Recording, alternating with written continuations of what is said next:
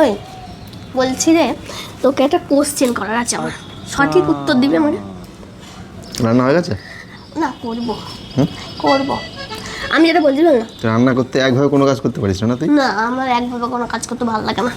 আমি বলছি কি, তোদের ছেলেদের জীবনে এত কষ্ট কিসের? এই যে আমার মনে হয় দাঁড়িয়ে আছিস, কোনো সব ছেলেরাই বলে ছেলেদের জীবনে কত কষ্ট, কেন ওসব তোমরা বুঝবে না, ছেলে কাউকে বলতে পারে না, এই সেই অনেক কথা।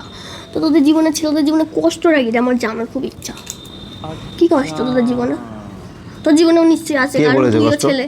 অনেক পোস্ট দেখি, প্রচুর সবাই পোস্ট করে ছেলেদের সাথে মেয়েদের তুলনা হয় না, ছেলেদের জীবনে আলাদাই কষ্ট, এনতেন অনেক কথা। বল না, বাড়াচ্ছিস কেন কতটা, বল না বল। তুই কোনোদিন দেখেছিস কোনো অবিবাহিত ছেলেকে এরকম কষ্ট স্ট্যাটাস দিতে? দেখেছিস? মানে দেখ, আমি তো দেখিনি যারা status দিয়েছে তারা বিবাহিত যে নয়। ছেলের লাইফে মেয়ে নেই, গার্লফ্রেন্ড নেই, বউ নেই, এরকম ছেলেকে দেখেছিস কোনোদিন কষ্ট স্ট্যাটাস দিতে? আমি কি তার গিয়ে দেখে এসেছি তার গার্লফ্রেন্ড আছে কি আর গার্লফ্রেন্ড নেই? সেটা দেখে লাভ নেই। যাদের দুঃখের স্ট্যাটাস দিই তাদের দেখবি একটা সঙ্গে করে পেছনে একটা মেয়ে জুড়ে আছে, মোটাও না। ঠিক আছে? আর দেখবি আনন্দ যারা আছে তাদের দেখবি সব একটা করে সব সিঙ্গেল।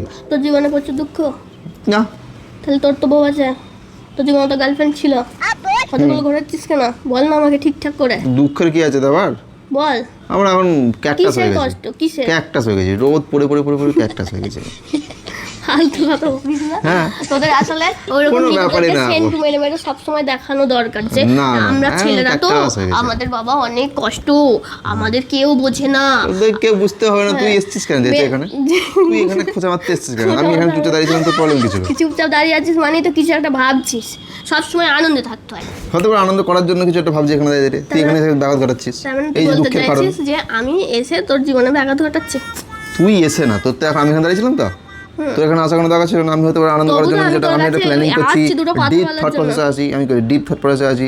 তুই এসে এখানে ব্যাঘাতটা ঘটালে এই যে দুঃখ শুরু হতে গেলো, এইটা বলছি আমি, বুঝতে পারছিস? মানে আমি তোর জীবনে দুঃখ, তাই তো? আরে তুই জীবনে দুঃখ না, মানে এই যে ছেলেদের ইন্টারাপ্ট করাটা মেয়েদের একটা স্বভাব, মানে ছেলেদের একটা কিছু করতে হবে, মেয়েরা আটকাবে। ঠিক আছে, মেয়েরা সেখানে না ভাব, তুই কি করবি ভাব, ঠিক আছে? মানে আমি এটা বুঝতে পারলাম যে আমি তোর জীবনে সব থেকে দুঃখ আরে দিয়েছি। শোন না রে, ঠিক আছে, এদিকে এদিকে এদিকে, ঠিক আছে, অত কিছু ব্যাপার না, এদিকে ঠিক আছে।